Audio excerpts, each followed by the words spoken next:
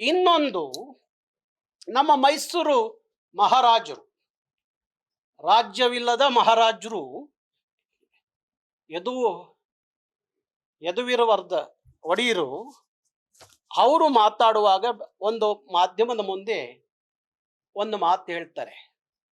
ಸಂಸ್ಕೃತದಿಂದ ಬಂದಿದ್ದು ಕನ್ನಡ, ಇನ್ನೂ ಬೇರೆ ಬೇರೆ ಭಾಷೆಗಳಿಂದ ಬಂದಿದ್ದು ಕನ್ನಡ ಅಂತೇಳಿ. ಮಹಾರಾಜರು ಅವರು ವಿದೇಶದಲ್ಲಿ ಓದ್ಕೊಂಡು ಬಂದರು ಅಂತ ಅನಿಸುತ್ತೆ. ಅವರಿಗೆ ಕರ್ನಾಟಕದ ಇತಿಹಾಸ ಗೊತ್ತಿಲ್ಲ, ಕರ್ನಾಟಕದ ಭಾಷಾ ಇತಿಹಾಸ ಗೊತ್ತಿರಲಿಕ್ಕೆ ಸಾಧ್ಯ ಇಲ್ಲ. ಅವ್ರು ಗೊತ್ತಿಲ್ಲದ ಮೇಲೆ ಮಾತಾಡಬಾರ್ದಾಗಿತ್ತು. ಅನೇಕರು ಹೇಳ್ತಾರೆ ಸಂಸ್ಕೃತದಿಂದ ಬಂದಂಥದ್ದು ಕನ್ನಡ ಅಂತ ಹೇಳಿ. ಸಂಸ್ಕೃತದಿಂದ ಬಂದಿದ್ದು ಕನ್ನಡ ಅಲ್ಲ, ತಮಿಳಿನಿಂದ ಬಂದಿದ್ದು ಕನ್ನಡ ಅಲ್ಲ ಅನ್ನೋದನ್ನ ನಮ್ಮ ಭಾಷಾ ತಜ್ಞರು, ನಮ್ಮ ಶಾಸನಗಳು ಸಾರಿ ಸಾರಿ ಹೇಳ್ತವೆ. ಇದರಲ್ಲಿದೆ ನಾವು ಆ ಎಲ್ಲ ಕನ್ನಡದ ಎಲ್ಲ ಇತಿಹಾಸ, ಕನ್ನಡ ಯಾವಾಗ ಹುಟ್ಟಿತು, ಎಷ್ಟು ಸಾವಿರ ವರ್ಷಗಳ ಕನ್ನಡ, ಅದ ಯಾವ್ದಾದ್ರು ಭಾಷೆಯ ಅಂಗಿನಲ್ಲಿ ಹುಟ್ಟಿದ್ದ, ಇಲ್ಲ ಯಾವ್ದಾರ ಪದಗಳಿಂದ ಕನ್ನಡ, ಇಲ್ಲ ಯಾವ್ದಾರ ಲಿಪಿಗಳಿಂದ ಕನ್ನಡ, ಏನೂ ಅಲ್ಲ.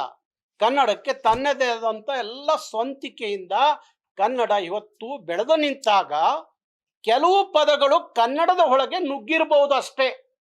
ಕೆಲವು ಪದಗಳು ಸಂಸ್ಕೃತದಿಂದ, ಕೆಲವು ಪದಗಳು ಇನ್ಯಾವುದೋ ಭಾಷೆಗಳಿಂದ ಆಯ್ಕೆ ಆಗಿ ತಗೊಂಡಿರಬಹುದು. ಇಲ್ಲ ಯಾರೋ ನಮ್ಮ ಸಾಹಿತಿಗಳು ಅವರು ಬರೆಯುವಾಗ ಆ ಪದಗಳನ್ನು ಬಳಸಿರಬಹುದು. ಅದರೊಳಗಡೆ ಕನ್ನಡದ ಬೆಳೆದ ನಂತರ ಆ ಪದಗಳು ಅದರ ಒಳ ಹೊಕ್ಕಿರಬಹುದು ಅಷ್ಟೇ. ಅದ ಬಿಟ್ರೆ ಸಂಸ್ಕೃತವೂ ಕನ್ನಡಕ್ಕೆ ತಾಯಿ ಅಲ್ಲ, ತಮಿಳು ಸಹ ಕನ್ನಡಕ್ಕೆ ತಾಯಿ ಅಲ್ಲ, ಇನ್ಯಾವ ಭಾಷೆಯೂ ಕನ್ನಡಕ್ಕೆ ತಾಯಿ ಅಲ್ಲ ಅನ್ನೋದನ್ನ ನಮ್ಮ ಮೈಸೂರಿನ ರಾಜರು ಅರ್ಥ ಮಾಡ್ಕೋಬೇಕು. ಪಾಪ ಅವ್ರಿಗೆ ಯಾರೋ ಹೇಳಿರ್ತಾರೆ ಪಂಡಿತರು, ಅವರ ಆಸ್ಥಾನದ ಪಂಡಿತರು ಯಾರೋ ಹೇಳಿರ್ತಾರೆ. ಅವ್ರಿಗೂ ಗೊತ್ತಿರಲ್ಲ, ಆ ಪಂಡಿತರಿಗೂ ಸಂಸ್ಕೃತದ ಮೂಲದಿಂದ ಬಂದವರು ಇರ್ಬೋದು, ಅದಕ್ಕೆ ಅವ್ರು ಹೇಳಿರ್ತಾರೆ. ನಾನು ಸಾರಿ ಹೇಳ್ತಾ ಇದ್ದೀವಿ, ಕರ್ನಾಟಕ ರಕ್ಷಣಾ ವೇದಿಕೆ ಉದಯವಾಗಿ 26 ವರ್ಷ ಆದ್ರೂ ಈ ಮಾತು ಹೇಳ್ತಾ ಇದ್ದೀವಿ. ಇದು ಯಾವ ಗರ್ಭದಲ್ಲಿ ಹುಟ್ಟಿದಂಥ ಭಾಷೆ ಕನ್ನಡ ಅಲ್ಲ ಅಂತ ಹೇಳಿ. ಹಾಗಾಗಿ ಅವರಾಗ್ಲಿ, ಮತ್ತೆ ಸಿನಿಮಾ ನಟಿ ರಮ್ಯಾ ಅವರು ಏನೋ ಒಂದು ಹೇಳಿಕೆ ಕೊಟ್ಟಿದ್ರು. ಇದನ್ನ ದೊಡ್ಡದಾಗಿ ಅವರ ಸಿನಿಮಾಗಳನ್ನ ತಡೆಯುವಷ್ಟು ದೊಡ್ಡದಲ್ಲ ಈ ವಿಚಾರ, ಅದು ಬಿಟ್ಬಿಡಿ ಅಂತ ಹೇಳುವಂತ ನಮ್ಮ ಸಿನಿಮಾ ನಟರು ನಟಿಯರು ನೋಡಿ, ಅವರಿಗೆ ಆ ತಮಿಳ್ನಾಡಿನ ಒಬ್ಬ ಸಾಮಾನ್ಯ ಕಲಾವಿದರನ್ನು ಮಾತಾಡಿಸಿ ಅವ್ರ ಭಾಷೆ ವಿಚಾರದಲ್ಲಿ ಅವ್ರು ಎಷ್ಟು ಚೆಂದಾಗಿ ಹೇಳ್ತಾರೆ. ನಮ್ಮವರು ವಿಶ್ವಮಾನವರು, ಎಲ್ಲರೂ ವಿಶ್ವಮಾನವರಾಗ್ಬಿಡ್ತಾರೆ. ಅವರಿಗೆ ಭಾಷೆ, ಇಲ್ಲಿ ನೆಲ ಜಲ ಯಾವುದೇ ವಿಚಾರದಲ್ಲಿ ನಮ್ಮ ಕನ್ನಡದ ಸಿನಿಮಾದವರು ಮಾತಾಡೋದು ಭಾರಿ ಕಡಿಮೆ. ಅದರಲ್ಲಿ ಉಪದೇಶ ಮಾಡೋಕ್ಕೆ ಅಂತ ಇಂಥವ್ರು ಯಾರೋ ಉಳಿದಿರ್ತಾರೆ. ಅದಕ್ಕೆ ಹೇಳ್ತಾ ಇದ್ದೀನಿ, ರಮ್ಯಾ ಅವರೇ, ಉಪದೇಶ ಮಾಡಬೇಡಿ. ನಿಮ್ಮ ಉಪದೇಶ ತಗೊಳ್ಲಿಕ್ಕೆ ಇಲ್ಲಿ ಯಾರೂ ಇಲ್ಲ. ಕನ್ನಡದ ವಿಚಾರಕ್ಕೆ ಬಂದರೆ ನೋಡಿ, ರಾಜರತ್ನಂ ಅವರು ಒಂದು ಮಾತು ಹೇಳ್ತಾರೆ. ಅವರ ಪದ್ಯ, ರಾಜರತ್ನಂ ಅವರ ಪದ್ಯ, ಆಜ್ಞೆ ಮಾಡೋ ಹೈಗೋಳೆಲ್ಲ ದೇವರೇ ಆಗ್ಲಿ ಎಲ್ಲ, ಕನ್ನಡ ಸುದ್ದಿಗೆ ಏನಾದರೂ ಬಂದ್ರೆ ಮಾನ ಉಳ್ಸೋಕ್ಕಿಲ್ಲ ಅಂತ ಹೇಳಿ. ಹಂಗೆ ಯಾರೇ ಆಗಿರ್ಲಿ, ಈ ನೆಲದಲ್ಲಿ ಕನ್ನಡವೇ ದೊಡ್ಡದು ಹೊರತು ಕನ್ನಡದಕ್ಕಿಂತ ದೊಡ್ಡವರು ಯಾರೂ ಇಲ್ಲ. ಯಾರಾದ್ರೂ ಭಾರಿ ನಾನು ದೊಡ್ಡವರು ಅಂತ ಅನ್ಕೊಂಡ್ರೆ ಅವರು ಮಹಾನ್ ಮೂರ್ಖರು ಅಂತ ಅನ್ಕೋಬೇಕು.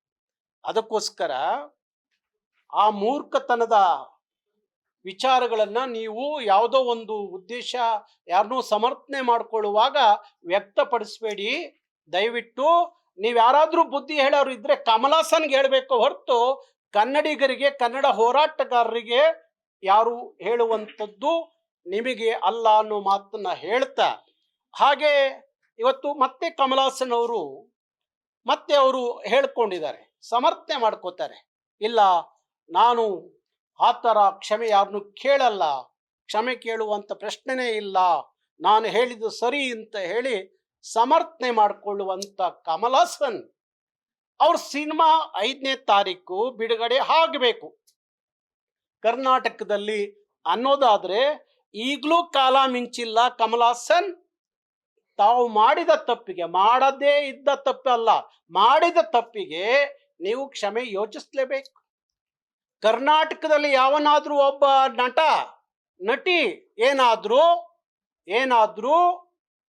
ಕನ್ನಡದಿಂದಲೇ ತಮಿಳು ಹುಟ್ಟಿದ್ದು ಅಂತ ಹೇಳಿದ್ರೆ ಇಷ್ಟೊತ್ತಿಗೆ ತಮಿಳ್ನಾಡು ಹತ್ತು ಉರಿತಿತ್ತು. ಆದ್ರೆ ನಾವು ಇನ್ನೂ ಸಹಿಸ್ಕೊಂಡಿದೀವಿ ನಿಮ್ಮನ್ನ. ಕನ್ನಡಿಗರ ದೊಡ್ಡ ಹೃದಯವಂತಿಕೆ, ಅದನ್ನ ನೀವು ಎಲ್ಲೋ ಆ ಒಂದು ಹೃದಯ ಶ್ರೀಮಂತಿಕೆಯನ್ನ ಅಸಹಾಯಕತೆ ಅಂತ ಹೇಳಿ ನೀವು ಅನ್ಕೊಳಂಗಿಲ್ಲ. ಗೊತ್ತಾಯ್ತಾ? ಸಾಧುಗೆ ಸಾಧು, ಮಾಧುರ್ಯಂಗೆ ಮಾಧುರ್ಯಂ, ಬಾದಿಪ್ಪ ಕಲಿಗೆ ಕಲಿಯುಗದ ವಿಪರೀತನ್. ಅವತ್ತಿನ ಕಾಲಕ್ಕೆ ಹರೆಭಟ್ಟ ಅನ್ನೋ ಶಾಸನದಲ್ಲಿ ಹೇಳಿದಂಥ ಮಾತು ಕನ್ನಡಿಗರನ್ನ ವಿಚಾರದಲ್ಲಿ.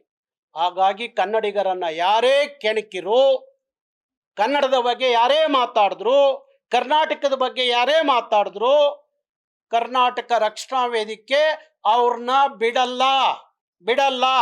ಆದ್ರೆ ಎಂಥದಕ್ಕಾದ್ರೂ ನಾವು ರೆಡಿ ಇದ್ದೀವಿ, ಸಿದ್ಧವಿದ್ದೀವಿ. ನಮ್ಮನ್ನ ಇನ್ನೂ 100 ಕೇಸ್ ಹಾಕ್ರಿ, ನಮ್ಮ ಮೇಲೆ ಇನ್ನೂ 10 ಬಾರಿ ಜೈಲಿಗೆ ತಗೊಂಡೋಗಿಡ್ರಿ. ಕನ್ನಡದ ವಿಚಾರಕ್ಕೆ ಬಂದ್ರೆ, ಕರ್ನಾಟಕದ ವಿಚಾರಕ್ಕೆ ಬಂದ್ರೆ, ಕನ್ನಡಿಗರ ವಿಚಾರಕ್ಕೆ ಬಂದ್ರೆ ಯಾರನ್ನೂ ಕರ್ನಾಟಕ ರಕ್ಷಣಾ ವೇದಿಕೆ ಬಿಡಲ್ಲ ಅನ್ನೋ ಮಾತನ್ನ ಹೇಳ್ತೀವಿ. ಹಾಗೆ ಕಮಲ್ ಹಾಸನ್ಗೂ ಅಷ್ಟೇ. ಅವರು ಕ್ಷಮೆ ಯೋಚಿಸದೆ ಹೋದ್ರೆ ಅವರ 5ನೇ ತಾರೀಕು ಬಿಡುಗಡೆ ಆಗುವಂತ ಸಿನಿಮಾ ಏನಿದೆ ಅದು ಕರ್ನಾಟಕದಲ್ಲಿ ಬಿಡುಗಡೆ ಆಗ್ಲಿಕ್ಕೆ ಬಿಡಲ್ಲ ಕರ್ನಾಟಕ ರಕ್ಷಣಾ ವೇದಿಕೆ ಅನ್ನೋದನ್ನ ಹೇಳಬೇಕಾಗಿತ್ತು. ಅದಕ್ಕೆ ನಾನು ಮಾಧ್ಯಮದ ಗೆಳೆಯರನ್ನ ಇಲ್ಲಿ ಕರೆದಂಥದ್ದು. ಈಗಲೂ ಶಿವಣ್ಣ ಕಾಲ ಮಿಂಚಿಲ್ಲ. ತಾವು ಕಮಲ್ ಹಾಸನ್ಗೆ ಹೇಳಿ, ಈ ನಾಡಿನ ಒಬ್ಬ ಹಿರಿಯಣ್ಣ ಅಂತಲೇ ತಿಳ್ಕೊಂಡು ಕಮಲ್ ಹಾಸನ್ಗೆ ಬುದ್ಧಿ ಹೇಳಿ ಕ್ಷಮೆ ಕೇಳುವ ಹಾಗೆ ಅವ್ರಿಗೆ ಆದೇಶ ಮಾಡಬೇಕು ಹೊರತು ಕನ್ನಡಿಗರಿಗೆ ಇದೊಂದು ದೊಡ್ಡ ವಿಚಾರ ಅಲ್ಲ, ಬಿಟ್ಬಿಡಿ ಅಂತ ಹೇಳುವ ಮಟ್ಟಕ್ಕೆ ತಾವು ಹೋಗಬೇಡಿ ಅಂತ ಹೇಳಿ ನಾನು ನಿಮ್ಮಲ್ಲಿ ವಿನಂತಿ ಮಾಡ್ಕೋತೀನಿ. ಹಾಗಾಗಿ ದಯವಿಟ್ಟು ಕನ್ನಡಕ್ಕಿಂತ ದೊಡ್ಡವರು ಯಾರೂ ಇಲ್ಲ, ಕನ್ನಡವೇ ದೊಡ್ಡದ್ದು ಈ ನೆಲದಲ್ಲಿ ಅಂತ ಹೇಳಿ ಅರ್ಥ ಮಾಡ್ಕೊಂಡ್ರೆ ಎಲ್ಲರಿಗೂ ಭಾರಿ ಒಳ್ಳೇದು ಅಂತ ಹೇಳ್ತೀನಿ.